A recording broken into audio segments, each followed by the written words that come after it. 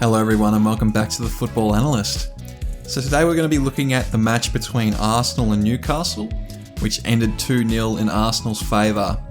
So it's a really open game, there's lots of end-to-end ball movement. Both teams were able to transition the ball from the back third to the front third pretty successfully, but they were also able to both press in the front third very well as well and get some forward half turnovers. Both teams had numerous opportunities to score, really good opportunities. As you can see, there were two clear-cut chances for each team that Sky Sports website determined. However, I do believe there are a lot more than that.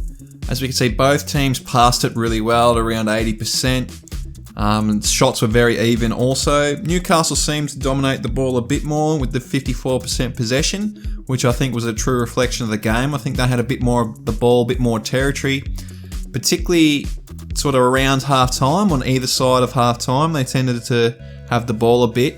But of course, Arsenal are a bit more clinical going forward. But in saying that, we'll take a look at how both teams set up at the start of the match. So as we can see, both teams set up in a 4-3-3, but had different tactics both in possession and without. So Arsenal with Odegaard, their usual Odegaard tactic is to have him roam, sort of in attacking midfield, and Zinchenko sort of come into a second pivot position, and Xhaka would often roam out here as well. So that worked really, really well. That was very effective, particularly Xhaka being able to get the ball out here. Sometimes Zinchenko would stay out wide and it would allow balls into the half spaces to Odegaard and Xhaka, but generally that's how Arsenal sort of set up. Now on the other side, with Newcastle, Trippier, very often, most games, Trippier is moving very high and they play with a back three, with Botman this time in the middle, Dan Burn on the left creating that back three, and Guimaraes, I finally got that right. I think the last Newcastle video I did, I was pronouncing that something really weird, but Guimaraes, he was in that holding position with Joel Linton would come in also as well, and Willock would stay a bit higher, sort of mirroring Arsenal in a way too. In saying that, we'll take a look at Arsenal in possession. So Arsenal playing out of the back third would often set up in a 2-4-4. So you'd have Gabriel and Kiwior as the two centre halves, and then Zinchenko and Ben White would move up a bit higher. Xhaka would sometimes operate as a second pivot, or he may swap with Zinchenko and get the ball out a bit wide here. He would often sort of drop into the half space, and Martinelli would sometimes come here, but generally Xhaka would just either rotate with Zinchenko. Either one of them would move in and out of that position. They're often able to play the ball wide and then get it back into the middle and push forward from there. Newcastle's press wasn't amazing. They would often leave gaps because they just wouldn't commit enough numbers forward to match Arsenal's numbers, and Arsenal were able to play out. So in this example, we can see that because of the double pivots, Newcastle's wingers press really narrow, which left space for Ben White, and I'm pretty sure that's Zinchenko there out wide because Xhaka's in the pivot position, and these wingers often had three players to cover. So we can see, I think that's Murphy. He's got to cover Gabriel. He's got Xhaka in the central pivot he's got to worry about, and then also he's got Zinchenko out wide. Now, some might think, well, why not Joel Linton go out there and match him, mark him? Well, he's got, Martinelli who tucked in to worry about. He was sort of standing in between him and Trippier, and this would mean that, he would leave Zinchenko open to receive. So the ball gets played around from this position. The ball gets played, they play it around, play the triangles. It gets pretty deep to Gabriel, but then he's able to find Xhaka, who's moved out from this central pivot position, and find him in some space, and he's able to turn and carry the ball forward, and that's how we're able to get out very often. As we can see, another one here with Zinchenko now inverted, we can see that Newcastle have come up to mark the two pivots. So Joel Linton's moved across. Guimaraes, I think that's Guimaraes there, has come up to mark Jorginho. And Murphy, if they overpress, this is what would happen. They were able to play it out to Xhaka. So Ramsdale plays into Jorginho, and then he's able to just play it back to Ramsdale, and then we can see that Xhaka's wide open because Trippier is got his hands full with Martinelli in that wide position, so it's left him wide open. In this scenario, Ramsdale hits Xhaka. He's got enough time to take it down because, as we can see, Gabriel Jesus' positioning was really great in this match. He would often come across to whatever side the ball was on, and the opposite winger would come over to maintain the numbers. It meant that no player was free to come up and mark Xhaka, which left Xhaka open. Is really great. Just team positioning, just overall player positioning, recognising where the spare man was and manning that person up so that he couldn't come off. But Xhaka's able to receive, and he just plays across to Zinchenko, continues the run because Joelinton has had to leave him to press Xhaka. So it was really great by Arsenal. They were really able to play through Xhaka a lot on this flank. Now, Newcastle at times were able to press well. When they committed forward, they were able to press quite well. So we can see that as Arsenal attempt to transfer the ball back across out to the left side, they've got great representation. We've got Zinchenko and Xhaka as the two pivots. Notice there's no one out wide because they've had to transfer the ball. So when Arsenal would do this, this is where Newcastle could capitalise. So Jorginho's out wide still. We've got Xhaka and Zinchenko in the pivots. Newcastle have got great representation. Ramsdale tries to play into Zinchenko because if he plays to Gabriel, there's really nothing up here. Martinelli's probably got people marking him. So Ramsdale plays into Zinchenko. Zinchenko plays the triangle back out to Kiwior. And as we can see, Newcastle are really starting to squeeze now. You know, there's not much room for Arsenal to operate here. So Kiwior tries to hit Saka and burns right up against him straight away. And he's come up really hard and aggressive on Saka.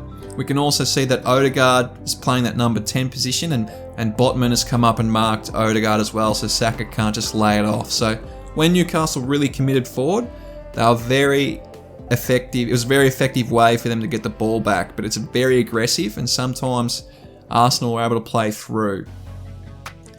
But as Arsenal moved up the field into sort of a midfield area, you know, between the back third and the mid third, they were really able to free up both Xhaka and Odegaard and play through their forwards from central areas. So as we can see in this sort of part of the field, Newcastle's front three would take Arsenal's back three.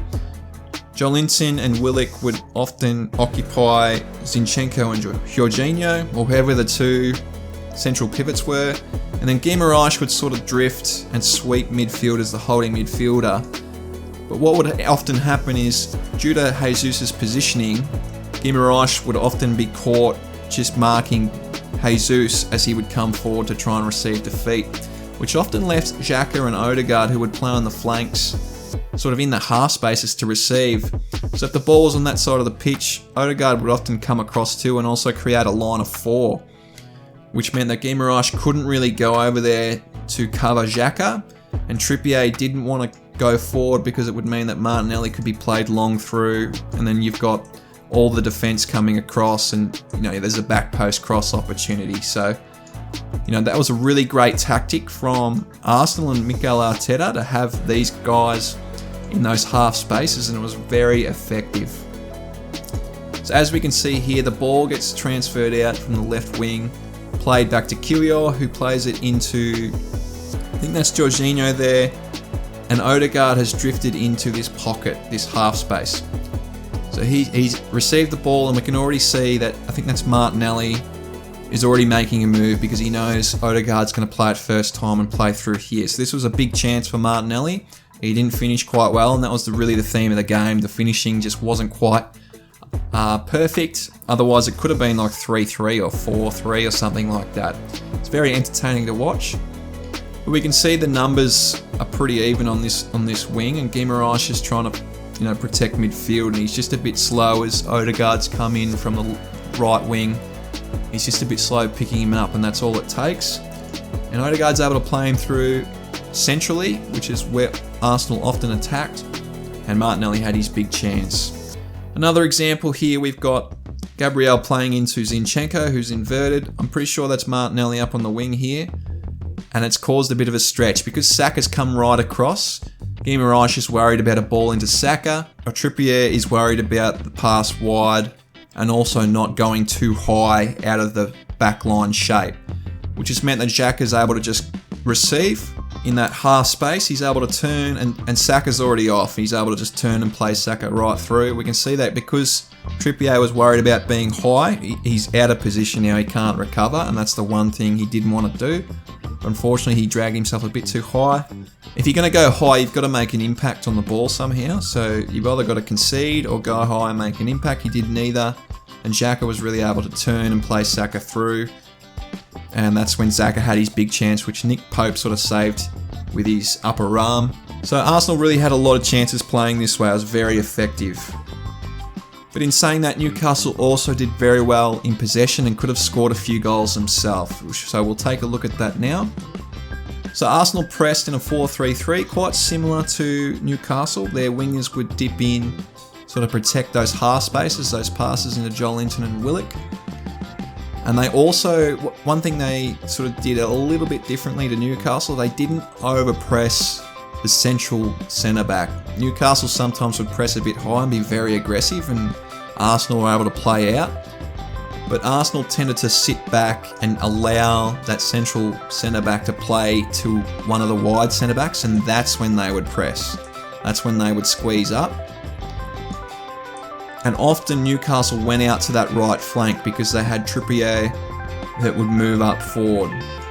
So Trippier would move up forward, creating sort of a 3v2 on this side. You know, Murphy would come across, Joelinton might come across, and then you've got Xhaka who would come over, but they really could get, you know, a 2v1 on Martinelli here. So that was some success. They often had an ability to play through the middle as well, which we'll take a look at. So in this scenario, we can see the central centre-back's got the ball, and Arsenal have decided not to press the central centre-back. They would sit off. We can see how narrow Arsenal's wingers are. So we've got Guimaraes, who's being, you know, shadowed by Odegaard. He's standing in front, so he can't receive. And Xhaka's on Joelinton, sort of denying a ball into Joelinton. So they've sort of got two pivots here in Newcastle. Joelinton would often drift and receive. But as we can see, Trippier is moved up high, and Martinelli is worried, and he's gone back to mark him. Now, usually Martinelli would probably pick Joelinton up, and Xhaka would be able to protect this, but because of Trippier's positioning, it's meant that Martinelli's had to drop back and Xhaka's had to come up, which often left that winger on Trippier's side to come inside and receive into midfield, which is what Murphy did here. So Murphy's got a bit of space here. He's able to receive, turn, and Xhaka's had to make a recovery run. It's meant that, you know, Murphy's able to lift his head up and play Trippier in, who's kept moving forward. Because Callum Wilson's also quick, Zinchenko's sort of worried about a ball through, but really Trippier is right on the touchline there pretty much all game, and he's able to receive in a bit of space. So he gets the ball, Murphy continues his run, he plays back because, you know, Zinchenko's sort of in no man's land here. He's not tucked in really to stop anything central, but he's not wide enough because Trippier's held the ball, picked his head up, and played Murphy through. Another example, we can see that Schar's played the ball into Joelinton, who would often drift wide. We can see Trippier is right up high, which has really distorted Arsenal's shape. They've pushed a lot of numbers over to try and compensate for the extra player that Trippier has created in midfield, but they're still able to pick a pocket into Joelinton and Guimaraes because the two Arsenal pivots are sort of worried about a ball across into this area. So it's meant that Guimaraes can receive, he gets the ball, plays to, or just carries it forward because people are worried about a ball into Trippier. So Zinchenko hasn't pressed, he's able to get it carry forward, and we can see Murphy and Wilson have got one-on-ones in behind. He plays to Murphy, Murphy's able to get the ball and make a cross, and anytime you can get both of these guys in 1v1s, it's very dangerous because they're very quick. Fortunately for Arsenal, Ramsdale's quick enough off his line that he's able to get to this cross. Otherwise, Wilson probably would have had a decent shot. He was in front of Gabriel and would have got a really good shot off. I think that's Gabriel, it might be Kirill, but either way, he would have had a really dangerous attack. I just want to go back to this here. So as we can see, because the ball's on this side, we can see a 1v1, a 1v1, and a 1v1 here. So this was what our Newcastle were able to create when they were going forward on this flank because of Trippier's positioning. Oftentimes the two central pivots were sort of standing there just sort of protecting grass and not really any players, and that just left them on an island, and they were just able to be bypassed via passing or dribbling. And you know, in this situation, Guimaraes was able to get the ball, carry it past Xhaka. Zinchenko's still worried about Trippier, so he's not really protecting the back line or this wing. And this is how they're able to get forward in wide areas. And this is also how they're able to play out from the back as well, very effectively. Because Arsenal wanted to deny Trippier, they reverted back to a 4-3-3 with Martinelli up high. So as you can see, Martinelli's here, Jesus is here, and Saka's here. And Zinchenko has come right up to try and deny Trippier as well. With Jorginho as the holding midfielder, Odegaard and Xhaka would come up to protect these central pivots of Newcastle. But because they've pushed an extra number across to this flank, Trippier's flank, Dan Burn would often be left free. So as we can see here, Joelinton's able to receive in midfield and just turn and play it out wide. And this was their big chance, Willock's big chance that he had on this side of the field, because there's a lot of space for Dan Burn. Jorginho is the holding midfielder and Willock's over there, so he's protecting Willock, which has meant there's a lot of space for Dan Burn to receive, and he carried it forward pretty much past the halfway line and was able to play Willock in. And I just want to make note of Xhaka's positioning here. Xhaka was the one that got back to deny Joe Willock, so that's an amazing run to contest the ball here and push hard back and stop Willock from getting a shot off. I just wanted to mention that was fantastic. All in all, it was a really entertaining game to watch. Very open play, end-to-end type stuff. Very good passing, great dribbling as well, great decision making, good pressing, just had a bit of everything. The ball wasn't stuck being passed around midfield too often. It was very free-flowing. It was a great game to watch. But Arsenal came out winners, and I hope you've enjoyed the analysis. I certainly enjoyed doing it with this game. If you saw anything that I didn't mention, make sure to chuck it down in the comments. If you've liked the videos, feel free to support the channel by subscribing or liking the video, and may your team be forever winning.